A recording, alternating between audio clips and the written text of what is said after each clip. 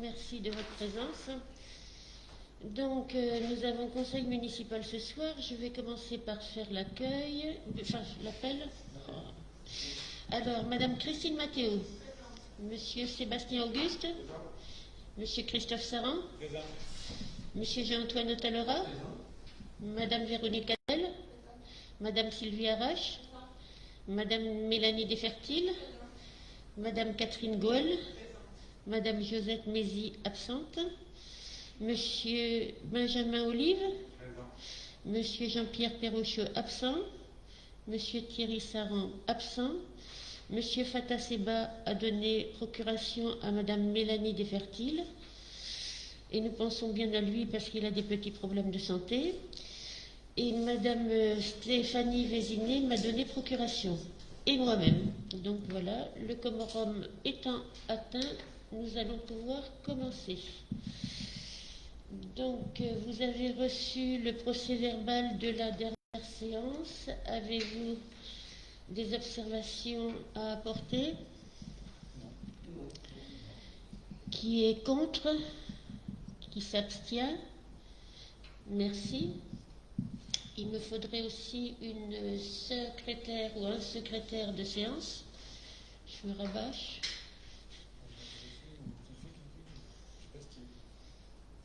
Ah, alors ça sera Christophe.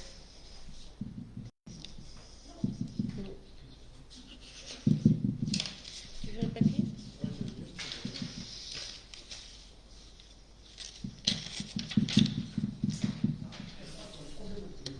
Je pense.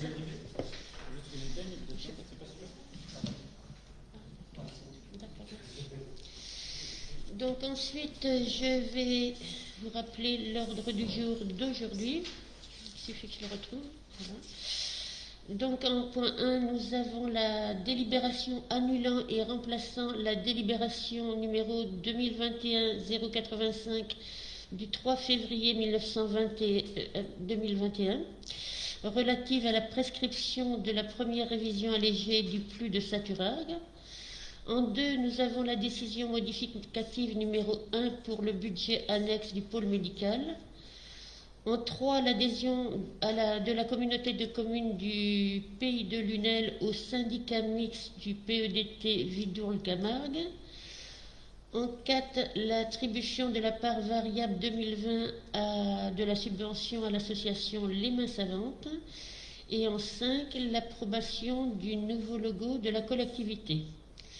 Ensuite, bien sûr, comme d'habitude, les informations et les questions diverses.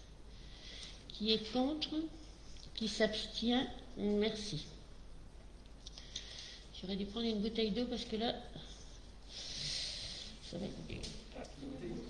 Il y en a derrière. Alors, le point 1, donc, c'est l'annulation et le remplacement de la délibération du 3 février relative à la prescription de la première révision allégée du PLU de Saturargues. Merci. Comme c'est très technique, je vais le lire. Je prends des forces avant.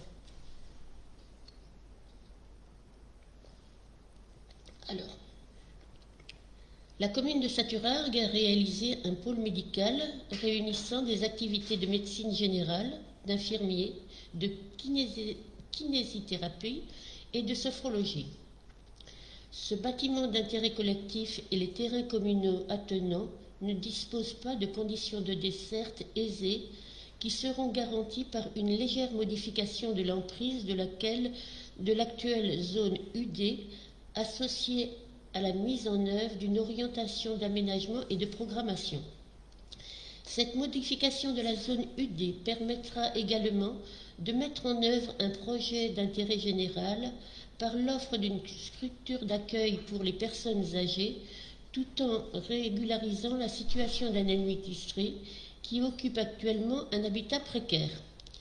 Le administré cède gracieusement ces terrains afin de faciliter les conditions de desserte du pôle médical ainsi que des parcelles appartenant à la commune.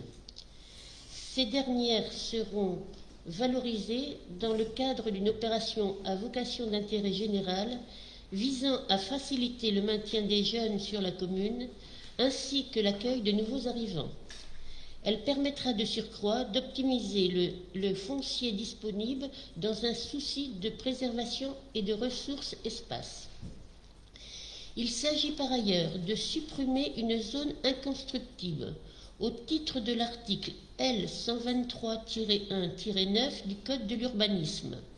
Cet article disposait que les PLU peuvent localiser dans les zones urbaines les terrains cultivés à protéger et inconstructifs, quels que soient les équipements qui, le cas échéant, les desservent. Il avait été ainsi mis en œuvre afin de permettre la création de jardins familiaux en zone UD. Ces derniers ayant vocation à être relocalisés sur le site de la Plaine des Jeux, le maintien de cette protection n'a plus lieu d'être. C'est pourquoi elle sera supprimée afin de faciliter l'émergence de nouveaux projets communaux à vocation d'intérêt général. Il s'agit enfin de rectifier des erreurs matérielles issues d'une utilisation erronée d'une version de travail du règlement élaboré lors de la première modification du PLU de Saturargues. Ces erreurs impactent exclusivement le règlement des zones UD et UD1. Les modifications issues du règlement de la zone A, avec la création d'une zone AEQ, n'ont pas été impactées. Il s'agit simplement de substituer l'intégralité du règlement de la zone UD issu de la première modification au sein du règlement de la deuxième modification approuvée en décembre 2020. Ces adaptations du document d'urbanisme communal sont rendues possibles par la procédure de révision allégée. Ce projet n'est pas incompatible avec les orientations du PADD, c'est le plan d'aménagement et de développement durable du PLU de Saturargues, qui ambitionne notamment de favoriser l'implantation d'activités économiques ainsi que de poursuivre l'effort d'aménagement qualitatif des espaces publics. Il nécessite toutefois une adaptation du document d'urbanisme afin de faciliter sa mise en œuvre. Voilà. Donc, le premier point, vous avez compris, c'était derrière le pôle médical. Nous avons demandé à M. Schenk de nous laisser une partie de son chemin en chemin communal pour lui permettre de faire un projet à vocation d'intérêt public. Nous ferons de même sur les deux terrains qui sont à nous. Donc, ça sera des logements soit pour les jeunes, soit pour les personnes âgées. Et en ce qui concerne la partie qui était en zone qui n'était pas constructible, c'était la partie des jardins communaux que nous replaçons comme l'ensemble de la zone en constructible pour permettre aussi un projet d'intérêt général. Qui est contre? Qui s'abstient? Je vous remercie. Le deuxième point, c'était la décision modificative numéro 1 pour le pôle médical. Je te laisse la parole, Christophe. Alors, pour le budget annexe du pôle médical, nous avons une petite décision modificative à passer. C'est pas grand-chose, c'est 10 €, mais on est obligé de le faire pour pouvoir enregistrer une petite facture. Donc, en dépense à l'article 60, chapitre 65, autres charges de gestion courante, la décision modificative donc augmente de 10 € l'article 658-88 et diminue de 10 € le chapitre 011, charges à caractère général. Après, en recette, donc on a moins 10 € au chapitre 75, autres produits de gestion courante, revenus des immeubles, et on a plus 10 € dans le même chapitre 75, autres produits de gestion courante, dans l'article 758.8, autres produits divers de gestion courante.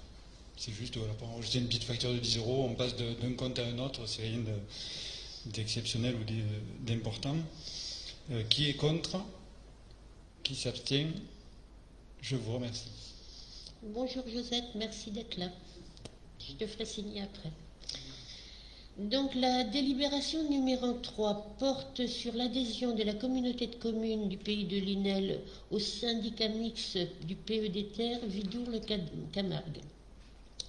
Donc le conseil communautaire du 25 mars 2021 a enregistré l'adhésion de la communauté de communes du pays de Lunel donc à ce syndicat mixte PETR Camargue de Vidourle.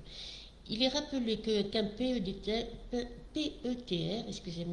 c'est un pôle d'équilibre territorial et rural. C'est un syndicat mixte regroupant sur un territoire sans enclave des EPCI, tels que la communauté de communes, des EPCI à fiscalité propre et correspondant à un bassin de vie ou de population et qu'il est soumis aux règles applicables aux syndicats mixtes fermés.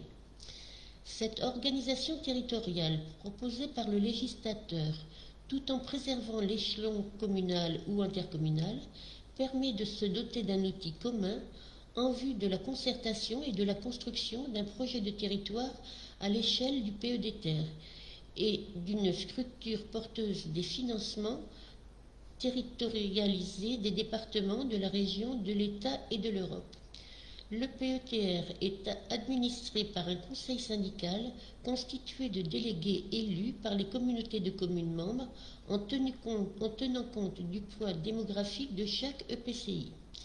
Il est rappelé que des liens entre la communauté de communes du pays de Lunel et le PETR Vidourle-Camargue ont toujours été très forts.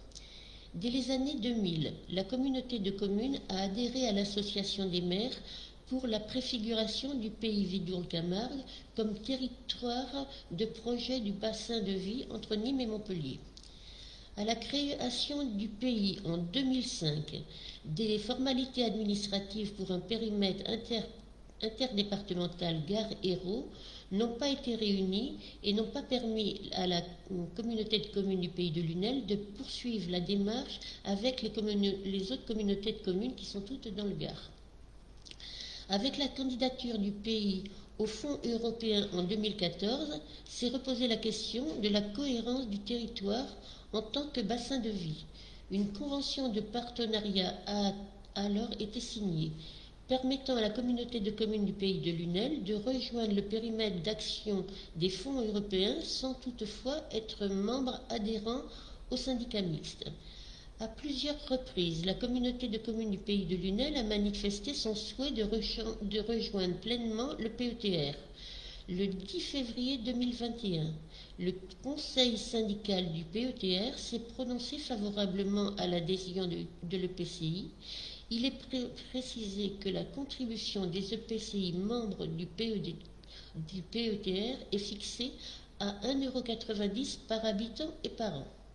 Considérant la délibération de la communauté de communes en date du 25 mars 2021 relative au principe d'adhésion de l'intercommunalité au PETR et adoptant les statuts du PETR, considérant que l'intérêt d'adhérer au PETR Vidourle-Camargue pour permettre de porter des actions et d'œuvrer pour la dynamisation du territoire rural du service des EPCI qui le composent, considérant la volonté exprimée par les présidents des communautés de communes membres du PETR d'intégrer la communauté de communes du pays de Lunel au périmètre du syndicat mixte, considérant enfin que le PETR ne constitue pas une préfiguration de fusion des EPCI membres.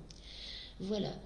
Alors, disons que cette adhésion nous permettrait d'avoir plus facilement notamment des fonds européens, puisqu'il y a 5 intercommunalités qui en font partie, et donc il y a un personnel compétent pour examiner tous les dossiers qui sont présentés.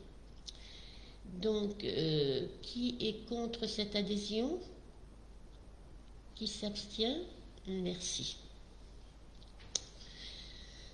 Alors, le point 4, eh bien, c'est quand nous avions voté la part variable des, des associations en 2020, nous avons oublié les mains savantes.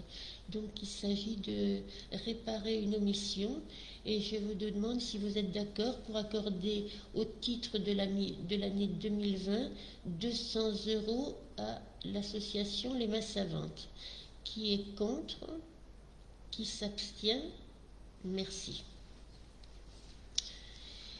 Et le dernier point, c'est l'approbation du nouveau logo de la collectivité. Alors, la collectivité de Saint-Urargues a un logo depuis une vingtaine d'années. Une étudiante de la commune, Alexia Fouchard, nous a proposé un nouveau logo. Et donc, ça nous a permis de réfléchir, de faire un groupe de travail. Elle nous a fait plusieurs propositions et nous avons retenu une de ces propositions qui nous paraît à la fois plus moderne tout en gardant les symboles du village. Et si tu veux bien la présenter, Jean-Antoine, Je peux le montrer. parce que nous on la connaît. Je fais ça à l'ancienne. Et voilà. Voilà. Voilà.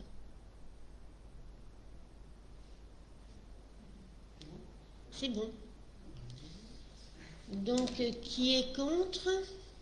Qui s'abstient? Merci. Avez-vous des questions diverses? Non. Eh bien, je ne sais pas quelle heure il est, mais 18h45 et je déclare la séance close. Merci.